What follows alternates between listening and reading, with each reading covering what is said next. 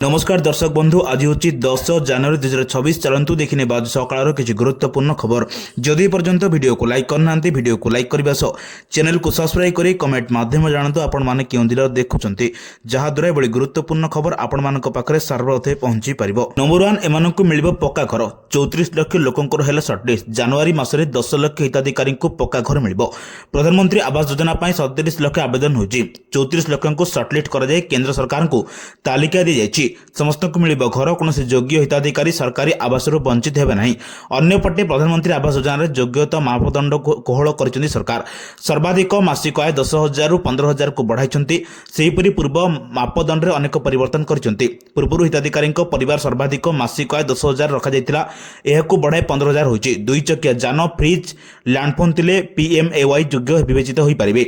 दिव्यांग भिन्न होता पुओं को कि प्रधानमंत्री आवास योजना घर मिल विधवा और निराश्रय महिला এই যোজনার মধ্যে সামিল হই পারিবে। नंबर 2 ओडिशा रे এই जिल्ला रे हेबो नुआ मेगा स्टील प्लांट ओडिशार शिल्पायन क्षेत्र में विकास पाई राज्य सरकार एक बड़ पदक्षेप नहीं।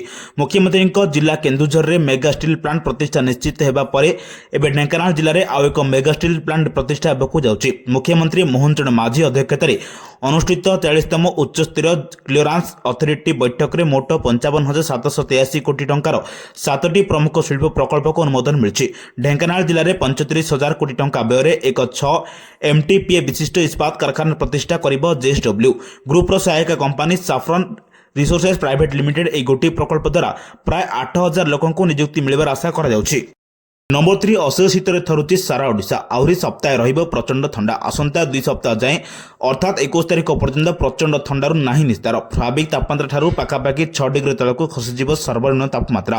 पाणीपाग विभाग एमती आकलन करछि कालुआ पागर जाड़ा पालट जीव सारा राज्य पूर्वानुमान सत गले 9 रु 14 तारिख जाए शीत लहरी स्थिति रहिबो 9 और 10 तारिख में ठंडा अधिक रहिबो। एही सप्ताह शीत लहरी रहिबार संभावना 68 रु 100% रही।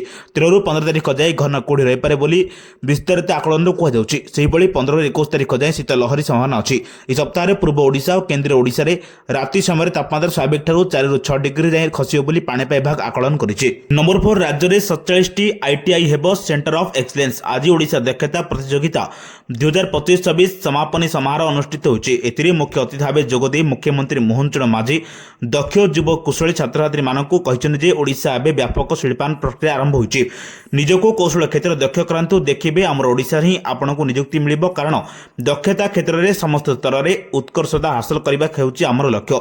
ए दक्षता प्रतियोगिता रे उल्लेखनीय प्रदर्शन करथिबा छात्रछात्री मानक मध्यरु 54 जन को स्वर्ण 53 जन को रौप्य एवं 50 जन को ब्रोंज पदक दैछन्ति मुख्यमंत्री मोहन माझी। नंबर 5 आज बसिबो राज्य कैबिनेट बैठक 5टारे राज्य कैबिनेट बैठक अनुष्ठित होइबो। मुख्यमंत्री मोहन चरण माझी अध्यक्षतार लोकसेवा भवन रे तृतीय महला रे अनुष्ठित होगाकु कैबिनेट बैठक में 8टी गुरुत्वपूर्ण प्रस्ताव को अनुमोदन मिल पारे। मिलथिबा सूचना अनुसार पंचायत राज विभाग साधारण प्रशासन अर्थ और जल संपद विभाग समेत अन्य केतेक विभाग प्रस्ताव में मोहर बाजी पारे। नंबर 6 जातीय बाउंस सम्मेलन 2025 उद्घाटित होछि। ओडिशार बाउंस क्षेत्र को राज्यर सबुज अर्थनीति एक प्रमुख स्तंभ भाव में गढ़ी तोलिबा दिगरे एक गुरुत्वपूर्ण पदक्षेप स्वरूप पटिया स्थित एक तारका होटेल शुक्रवार जातीय बाउंस सम्मेलन 2026 अनुष्ठित हो जायछि। वन फ्यूचर फाउंडेशन द्वारा आयोजित एक दिवसीय कार्यक्रम नीति निर्धारक शिल्प जगत नेतृवृंद एवं स्थायी डिजाइन विशेषज्ञों समेत 200 अधिक प्रतिनिधि जोग देते।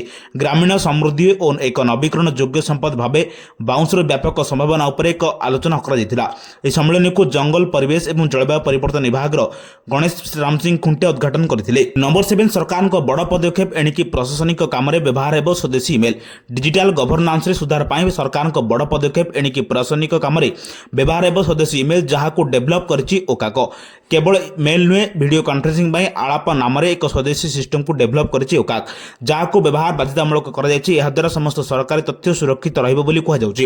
एहर डाटा सेंटर ओडिशा रहिबाको थिया बेले ब्लॉक जिला स्तर राज्य स्तर जाए समस्त अधिकारी यह व्यवहार करेंगे। एने समस्त विभाग अतिरिक्त मुख्य सचिव प्रमुख सचिव सचिवों समस्त जिलापाल को चिठी लिखिछि सूचना प्रजुक्ति विद्या विभाग। नंबर 8 PUCC को नहीं सरकार वर्षे नवीन पट्टनायक ट्वीट कर बर्षिले विरोधी दल नेता नवीन पट्टनायक से लिखिंट भयंकर अव्यवस्था चली पर्याप्त परीक्षा केन्द्र नक PUC नाही इंधन नाही नीति घोषणा करने पर साधारण लोके हैरान होती लाइन में ठिया होती पूर्व परिकल्पना और प्रचार प्रसार नक एभली नियम को लागू करने नहीं परिवहन विभाग कार्यकारिता नहीं नवीन प्रश्न उठाई।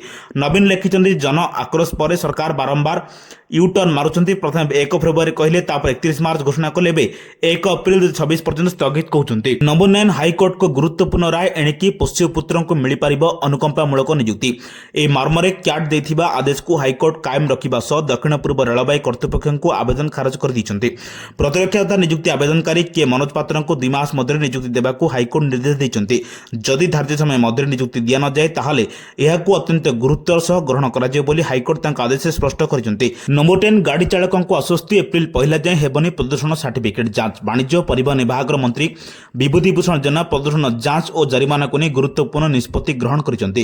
ପ୍ରଦୂଷଣ ଯାଞ୍ଚ ପାଇଁ ଜନସାଧାରଣଙ୍କ ସମସ୍ୟାକୁ ଦୃଷ୍ଟିରେ ରଖି ଆସନ୍ତା ଏପ୍ରିଲ 1 ପର୍ଯ୍ୟନ୍ତ ପ୍ରଦୂଷଣ ନଥିଲେ ଜରିମାନା ନ ଲଗାଇବାକୁ ରାଜ୍ୟ ପରିବହନ ପ୍ରାଧିକରଣ ନିର୍ଦ୍ଦେଶ ଦେଇଛନ୍ତି। ଟୋଲଗେଟ୍ରେ ଇ ଡିଟେକ୍ସନ କଟୁଥିବା ଏହି ସମ୍ବନ୍ଧୀୟ ଜରିମାନାକୁ ମଧ୍ୟ ସ୍ଥଗିତ ରଖିବାକୁ ସେ ନିର୍ଦ୍ଦେଶ ଦେଇଛନ୍ତି। ସେହିଭଳି ପ୍ରଦୂଷଣ ପ୍ରମାଣପତ୍ର ନଥିଲେ ମୋଟର ଯାନ ଆଇନ ଅନୁଯାୟୀ ଲାଗୁ ହେଉଥିବା 10,000 ଟଙ୍କା ଜରିମାନାକୁ ହ୍ରାସ କରିବା ଦିଗରେ ତର୍ଜମା କରିବାକୁ ମଧ୍ୟ ବାଧ୍ୟ ହେବାକୁ ନିର୍ଦ୍ଦେଶ ଦେଇଛନ୍ତି। ମନ୍ତ୍ରୀ କହିଛନ୍ତି, ଗାଡ଼ି ପ୍ରଦୂଷଣ ଯାଞ୍ଚ କରିବା ସମସ୍ତଙ୍କ ଦାୟିତ୍ୱ। ବାୟୁ ଗୁଣବତ୍ତା ଦିନକୁ ଦିନ ଖରାପ ହେଉଛି, ଏହାର ସୁଧାର ଦିଗରେ କାର୍ଯ୍ୟ କରିବା ଆମ ସମସ୍ତଙ୍କ କଥା। ନମ୍ବର 11 2036 ସୁଦ୍ଧା ଓଡ଼ିଶା ଶିକ୍ଷା କ୍ଷେତ୍ରରେ ବୈପ୍ଳବିକ ପରିବର୍ତ୍ତନ ଆଣିବା ଲକ୍ଷ୍ୟ। ଓଡ଼ିଶାରେ ଶିକ୍ଷା କ୍ଷେତ୍ରରେ ବିକାଶ ଓ ଜାତୀୟ ଶିକ୍ଷା ନୀତିର ସଫଳ ରୂପାୟନ ନେଇ ଗୁରୁବାର କେନ୍ଦ୍ର ଶିକ୍ଷାମନ୍ତ୍ରୀ ଧର୍ମେନ୍ଦ୍ର ପ୍ରଧାନ, ଓଡ଼ିଶା ସ୍କୁଲ ଗଣଶିକ୍ଷା ମନ୍ତ୍ରୀ ନିତ୍ୟାନନ୍ଦ ଗଣ୍ଡଙ୍କ ମଧ୍ୟରେ ଏହି ବୈଠକ ଅନୁଷ୍ଠିତ ହୋଇଯାଇଛି। ଏହି ବୈଠକରେ କେନ୍ଦ୍ର ଓ ରାଜ୍ୟ ଶିକ୍ଷା ବିଭାଗର ବରିଷ୍ଠ ଅଧିକାରୀମାନେ ଉପସ୍ଥିତ ରହି ଓଡ଼ିଶାର ଶିକ୍ଷାଗତ ପ୍ରାଥମିକତା ଉପରେ ବିସ୍ତୃତ ଆଲୋଚନା କରିଥିଲେ। ବୈଠକରେ ରାଜ୍ୟରେ ଜାତୀୟ ଶିକ୍ଷା ନୀତିର କାର୍ଯ୍ୟକାରିତା ଏବଂ national curriculum framework for school education ଆଧାରରେ ନୂତନ ପାଠ୍ୟପୁସ୍ତକ ପ୍ରସ୍ତୁତି ଉପରେ ଗୁରୁତ୍ୱାରୋପ କରାଯାଇଛି। ନମ୍ବର 12 ସୁଭଦ୍ରା ସମୀକ୍ଷା ବୈଠକ ଅନୁଷ୍ଠିତ। ମହିଳା ଶିଶୁ ବିକାଶ ଆନୁକୂଲ୍ୟରେ ଗୁରୁବାର ବିଭାଗୀୟ ସମ୍ମିଳନୀ କକ୍ଷରେ ଉପମୁଖ୍ୟମନ୍ତ୍ରୀ ପ୍ରଭାତୀ ପରିଡ଼ାଙ୍କ ଅଧ୍ୟକ୍ଷତାରେ ସୁଭଦ୍ରା ସମୀକ୍ଷା ବୈଠକ ଅନୁଷ୍ଠିତ ହୋଇଯାଇଛି। ଚଳିତ ଜାନୁଆରୀ ମାସରେ 4.5 ଲକ୍ଷରୁ ଉର୍ଦ୍ଧ୍ୱ ହିତାଧିକାରୀମାନଙ୍କୁ ସୁଭଦ୍ରା ସହାୟତା ପ୍ରଦାନ କରାଯିବ ବୋଲି ଏହି ବୈଠକରେ ସ୍ଥିର କରାଯାଇଛି। ଏଥିରେ 1,78,398 ନୂତନ ପଞ୍ଜୀକୃତ ସୁଭଦ୍ରା ହିତାଧିକାରୀ ଆଗରୁ କୌଣସି କାରଣରୁ ବାଦ୍ ପଡ଼ିଥିବା ଓ ପରେ ଅଭିଯୋଗ ଶୁଣାଣିର ତଦନ୍ତ ଦ୍ୱାରା ଯୋଡ଼ି ହୋଇଥିବା 24,018 ଜଣ ହିତାଧିକାରୀ, ଅନ୍ୟ 2,55,226 ଜଣ ହିତାଧିକାରୀଙ୍କୁ ମିଶାଇ ସମୁଦାୟ 4,57,681 ଜଣ ହିତାଧିକାରୀଙ୍କୁ ବକେୟା ସୁଭଦ୍ରା ସହାୟତା କିସ୍ତି ପ୍ରଦାନ କରାଯିବ ବୋଲି ବିଭାଗ ପକ୍ଷରୁ ତଥ୍ୟ ଦିଆଯାଇଛି। ନମ୍ବର 13 ରାଜ୍ୟସ୍ତରୀୟ ସାଧାରଣତନ୍ତ୍ର ଦିବସ। ଭୁବନେଶ୍ୱର ରାଜ୍ୟସ୍ତରୀୟ ସାଧାରଣତନ୍ତ୍ର ଦିବସ 2026 ପାଳନ ପାଇଁ ବୁଧବାର ସୂଚନା ଓ ଲୋକସମ୍ପର୍କ ବିଭାଗ ପକ୍ଷରୁ ପ୍ରସ୍ତୁତି ବୈଠକ ଅନୁଷ୍ଠିତ ହୋଇଯାଇଛି। ବିଭାଗ ସମ୍ମିଳନୀ କକ୍ଷରେ ଆୟୋଜିତ ବୈଠକରେ ବିଭାଗର ଅତିରିକ୍ତ ମୁଖ୍ୟ ଶାସନ ସଚିବ ହେମନ୍ତ ଶର୍ମା ଅଧ୍ୟକ୍ଷତା କରି କହିଥିଲେ, ମହାତ୍ମା ଗାନ୍ଧୀ ମାର୍ଗରେ ହେବାକୁ ଥିବା ରାଜ୍ୟସ୍ତରୀୟ ସମାରୋହରେ ରାଜ୍ୟପାଳ ମୁଖ୍ୟ ଅତିଥି ଭାବେ ରହିବେ। ସହରର ବିଭିନ୍ନ ଅଞ୍ଚଳ, ପାର୍କ ଓ ବସ୍ଷ୍ଟାଣ୍ଡ ଆଦି ସ୍ଥାନରେ ଡାକବାଜି ଯନ୍ତ୍ର ମାଧ୍ୟମରେ ରାମଧୁନ ପରିବେଷଣ କରାଯିବ। ପତାକା ଉତ୍ତୋଳନ ସ୍ଥଳରେ ଆନୁଷଙ୍ଗିକ ବ୍ୟବସ୍ଥା, ଟିଭି ଓ ସାମାଜିକ ଗଣମାଧ୍ୟମ ସିଧା ପ୍ରସାରଣ, ଉତ୍ସବ ସ୍ଥଳର ସାଜସଜ୍ଜା, ପ୍ରଜ୍ଞାପନ ମେଢ଼ ବିଷୟରେ ଆଲୋଚନା ହୋଇଥିଲା। ନମ୍ବର 14 ବିଦେଶୀ ପକ୍ଷୀଙ୍କ ଠିକଣା ହୀରାକୁଦ ଜଳଭଣ୍ଡାର। ଆସନ୍ତା 18 ତାରିଖରୁ ହୀରାକୁଦ ଜଳଭଣ୍ଡାରରେ ଆରମ୍ଭ ହେବ ପକ୍ଷୀ ଗଣନା। ଏଥିପାଇଁ ହୀରାକୁଦ ବନ୍ୟପ୍ରାଣୀ ବିଭାଗ ପକ୍ଷରୁ ପ୍ରସ୍ତୁତି ଶେଷ ହୋଇଛି। ପକ୍ଷୀ ଗଣିବା ପାଇଁ 32ଟି ଡଙ୍ଗାରେ 70 ଜଣ ପକ୍ଷୀ ବିଶେଷଜ୍ଞ ରହିବେ। ଭୋର ସକାଳ 5ଟାରୁ ଏହି ଗଣନା ଆରମ୍ଭ ହୋଇ ସନ୍ଧ୍ୟା 6ଟା ଯାଏଁ ଚାଲିବ। ଜଳଭଣ୍ଡାର ପ୍ରାୟ 550 ବର୍ଗ କିଲୋମିଟର ଏହି ପକ୍ଷୀ ଗଣନା ଜାରି ରହିବ ବୋଲି ହୀରାକୁଦ ବନ୍ୟପ୍ରାଣୀ ଖଣ୍ଡ ଅଧିକାରୀ ଅଂଶୁ ପ୍ରଜ୍ଞା ଦାସ ସୂଚନା ଦେଇଛନ୍ତି। ଗତ ବର୍ଷ ହୀରାକୁଦ ଜଳଭଣ୍ଡାରକୁ 3,77,732ଟି ବିଦେଶାଗତ ପକ୍ଷୀ ଆସିଥିଲେ। ନମ୍ବର 15 ଓଡ଼ିଶାରେ 7 ନୂଆ ପ୍ରକଳ୍ପକୁ ମଞ୍ଜୁରୀ, 55,783 କୋଟି ଟଙ୍କା ସରକାରଙ୍କୁ ଭେଟି। ମୁଖ୍ୟମନ୍ତ୍ରୀ ମୋହନ ଚରଣ ମାଝୀଙ୍କ ଅଧ୍ୟକ୍ଷତାରେ ଅନୁଷ୍ଠିତ 43ତମ ଉଚ୍ଚସ୍ତରୀୟ କ୍ଲିୟରାନ୍ସ ଅଥରିଟି ବୈଠକରେ ଏହି ଅନୁମୋଦନ ମିଳିଛି। 7ଟି ପ୍ରକଳ୍ପ ମାଧ୍ୟମରେ ରାଜ୍ୟର 14,507 ଜଣ ଯୁବକ ଯୁବତୀଙ୍କ ପାଇଁ ସିଧାସଳଖ ନିଯୁକ୍ତି ସୁଯୋଗ ସୃଷ୍ଟି ହେବ। ଢେଙ୍କାନାଳରେ ମେଗା ଷ୍ଟିଲ୍ ପ୍ଲାଣ୍ଟ ପ୍ରତିଷ୍ଠା ହେବ। ଜେଏସଡବ୍ଲ୍ୟୁ ଗ୍ରୁପ ପକ୍ଷରୁ 35,000 କୋଟି ଟଙ୍କା ବ୍ୟୟରେ ଏକ ବଡ଼ ଇସ୍ପାତ କାରଖାନା ପ୍ରତିଷ୍ଠା ହେବ। ଏଥର 8,000 ଲୋକଙ୍କୁ ଚାକିରି ମିଳିବ। ଗଞ୍ଜାମରେ ବିରଳ ମୃତ୍ତିକା ଶିଳ୍ପ ପ୍ରତିଷ୍ଠା ହେବ। ଜିନ୍ଦଲ ପଲି ଫିଲ୍ଡସ୍ ପକ୍ଷରୁ 12,000 କୋଟି ଟଙ୍କା ନିବେଶରେ ଏକ କାରଖାନା ଯାହା 4,000 ଲୋକଙ୍କୁ କାମ ଯୋଗାଇବ। ଏହିଭଳି ଗୁରୁତ୍ୱପୂର୍ଣ୍ଣ ଖବର ପାଇବା ପାଇଁ ଆମ ଚ୍ୟାନେଲ ଯୋଡ଼ି ରୁହନ୍ତୁ। ବ୍ୟୁରୋ ରିପୋର୍ଟ, ସାବଧାନ ଓଡ଼ିଶା।